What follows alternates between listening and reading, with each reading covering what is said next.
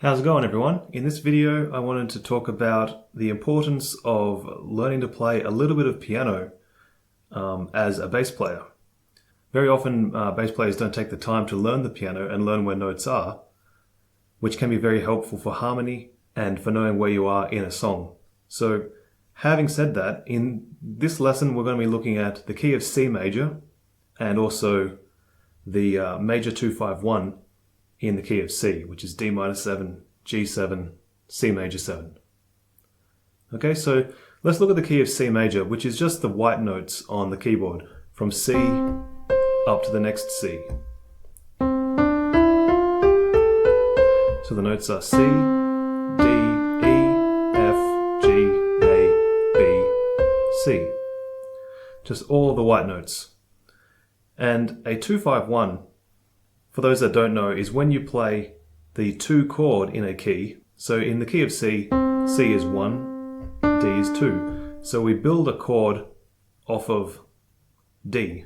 And to build a chord like that, we just play D, we go past E, play F, go past G, and play A. That would be a D minor chord. To make it a D minor 7, we just do the same thing again. We go past B and we add the 7, which is the C. And so that's our D minor 7 chord. That's our 2 chord. Now to find our 5 chord, we do the same thing. We count up 5 notes, 1, 2, 3, 4, 5, and we play the same type of chord. We play G, we go past A, play B, go past C, play D. That's a G major chord. And to make it a G7 chord, we just do that one more time. And there's our G7 chord right there. So the first exercise here is just to play D minor 7, G7, and our last chord is C major 7. This is our 1 chord, and we're going to do the same thing, but from on C. So we'll play C, every other white note, E, G, and B. That's our C major 7 chord. So D minor 7, G7, C major 7. Okay, you can also practice that with the left hand. So D minor 7, G7, C major 7. For this lesson, I'm thinking I'm actually going to keep the chords in the left hand. So for our first chord, D minor 7, we'll just keep it like that.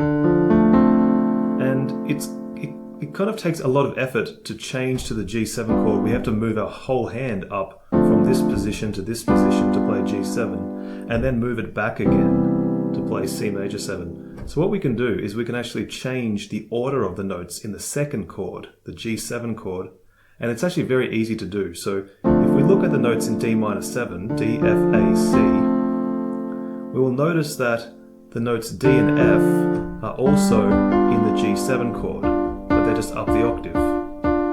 So all we can do is move those 2 notes down here and play these 2 notes with the other fingers. So that is now our G7 chord. And the way we do that, the easy way to do it, is just to move the second finger from A down to G and the thumb from C down to B. And there's our G7 chord. So it's just this motion. The top 2 notes just move down 1 white note each. D minor 7, G7. And we can do the same thing for C major 7. G and B are in the C major 7 chord already.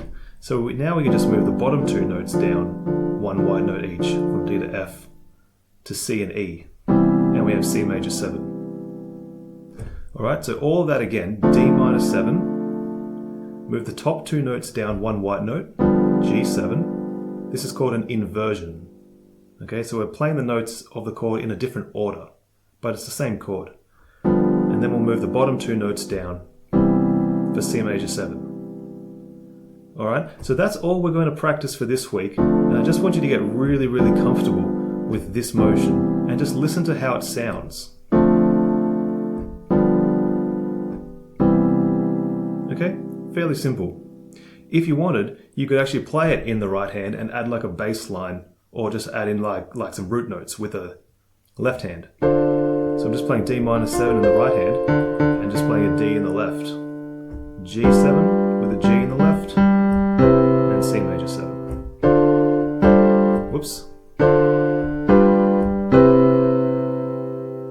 can take these down the octave here if you like as well.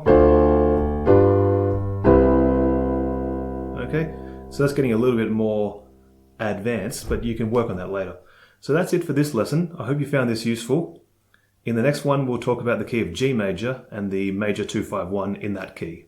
Until then, take care.